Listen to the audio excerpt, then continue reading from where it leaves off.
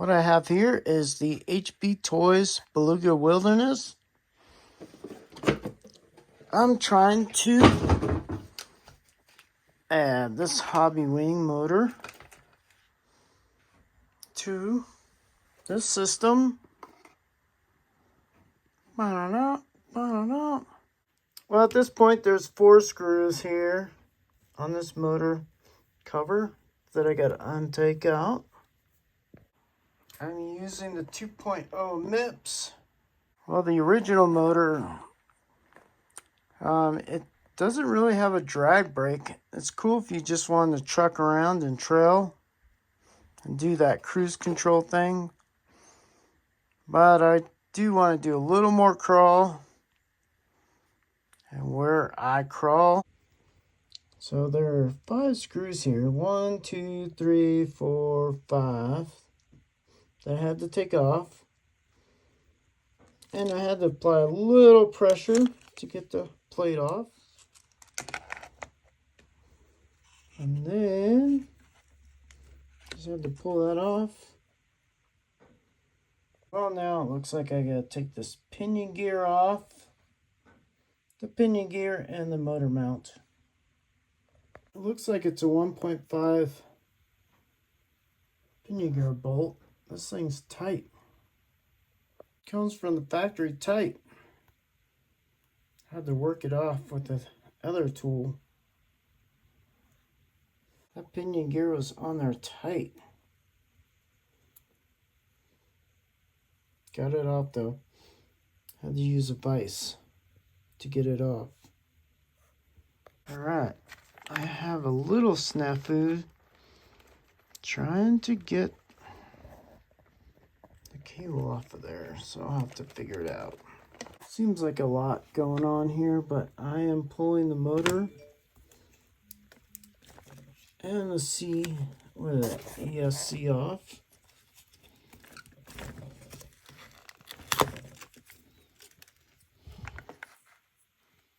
Where are the 2 cables to?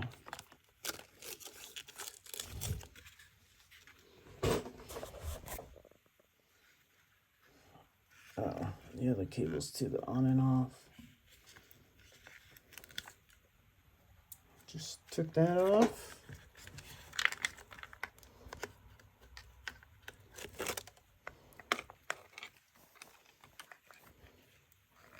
Gonna unplug it from channel 2.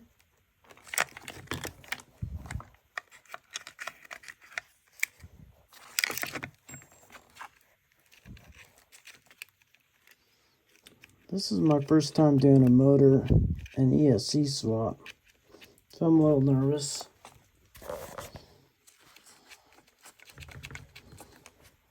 Alright, gotta put it down.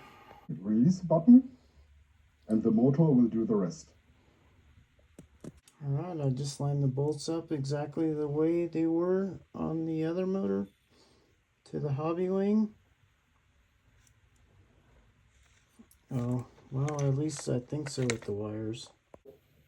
Lining it up. Pretty much it. Thanks. So now we're gonna putting the motor cap back on and gotta put in the 5 screws. Easily, and I'm guessing and now the 5th screw of the motor in this case, cover. It doesn't look like it matters. You know, unlike the stop it. Yeah. Alright, putting this piece back into slot 2. Put one in.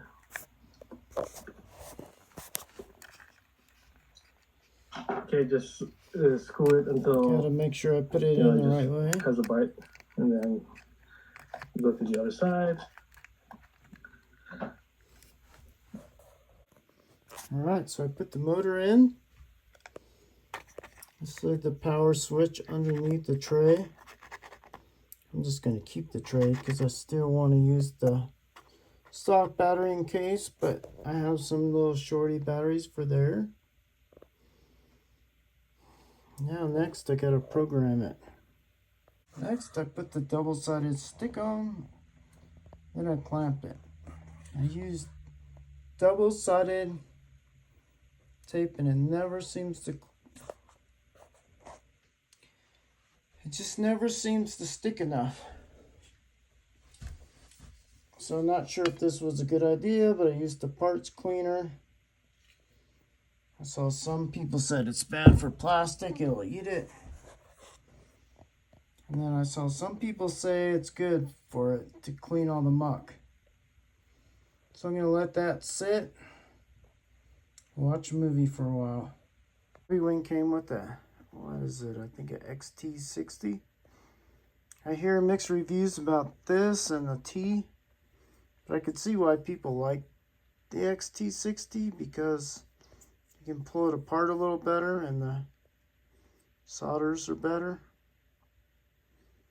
But anyways, I got an adapter because I have T batteries.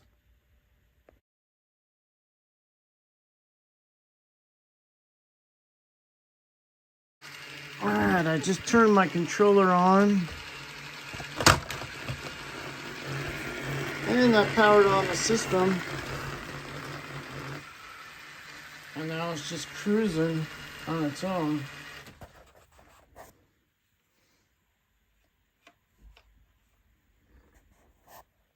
So it seems like I gotta use this card to program it.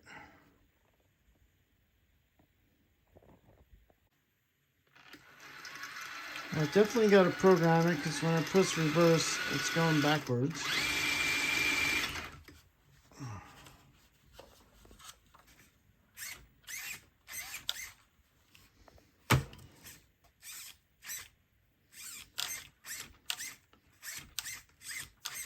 The steering seems pretty responsive, so that's awesome. Alright, now I gotta flip that on. That's high powered. Woo, getting out, getting around. Alright, so I gotta get that card and start programming because everything's backwards. At least for the states here in California, Nevada.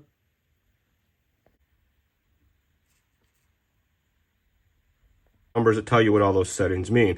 I am fortunate that I have several boxes, and the Fusion SE has the same settings as the original Fusion, so we can just use that box. But if I didn't have this box, I could just use the instruction manual and the chart that's in there. On these Fusion SEs, the program port is in the end of the switch. It is marked. You can see some funny little symbols on there. There's a negative, a plus, and a squiggly. That is so you know which way to plug these guys in, because it does in fact matter.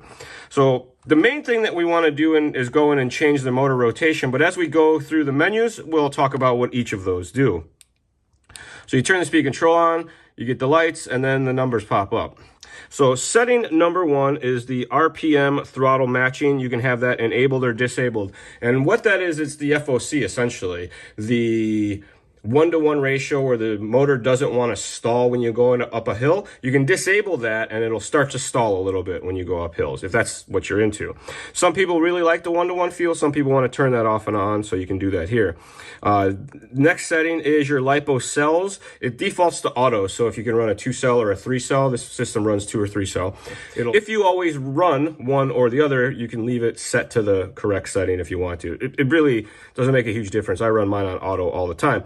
Next one is your voltage cutoff, and you can see there it says low, intermediate, and high for the different voltage cutoffs. And what that is the level of the voltage per cell. So low is going to be like 3.3-ish per cell.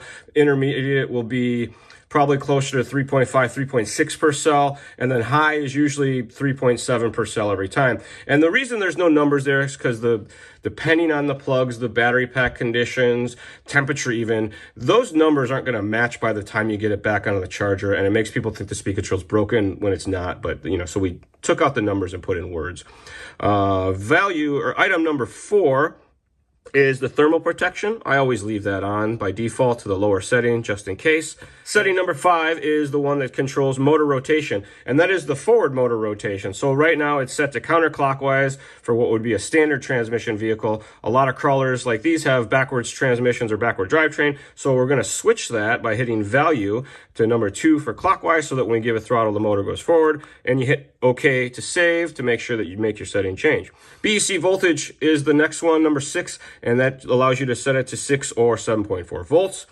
And then we have our drag brake force. So this is how strong the brakes are at neutral. In a rock crawler, when you let off the throttle, it applies the brakes. This allows you to change how strong those brakes are. I like to leave it pretty much in the middle. You don't need a ton of brakes. These things have such strong brakes anyway.